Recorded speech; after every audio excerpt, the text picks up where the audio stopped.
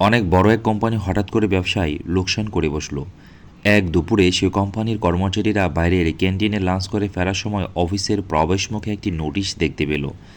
নোটিশে লিখেছিল, আমাদের কোম্পানির লোকসানের জন্য যে ব্যক্তিটি দায়ী সে গতকাল মারা গেছে। সেমিনার রুমে একটি কফিনে তার লাশ রাখা হয়েছে। যে কেউ তা দেখতে চাইলে আমন্ত্রিত। একজন সহকর্মীর মৃত্যুর খবর শুনে প্রথমে লোকেরা দুঃখ পেল, তবে এরপর তারা কৌতূহলে উঠল এই ভেবে যে আসলে কে হতে পারে সে ব্যক্তি। তারা সবাই সেমিনার রুমে এসে একত্রিত হলো। সবাই ভাবতে লাগলো আসলে কে সেই লোক যে আমাদের সাফল্যের পথে বাধা হয়ে দাঁড়িয়েছিল। তবে সে যেই হোক, এখন অন্তত সে আর বেঁচে নেই।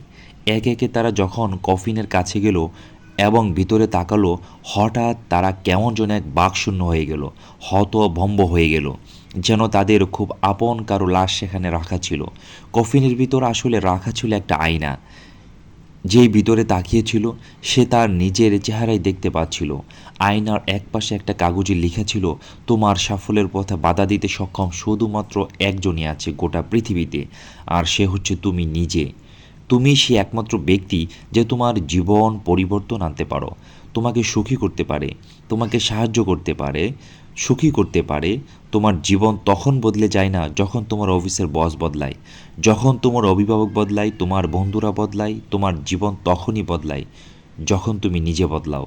তোমার সক্ষমতা সম্পর্কে তোমার নিজের বিশ্বাসের সীমাটা যখন তুমি অতিক্রম করতে পারো, শুধু তখনই তোমার জীবন বদলায়, পূরণ হয় জীবনের লক্ষ্যগুলো। নিজের আলোয় আলোকিত করো চারপাশ।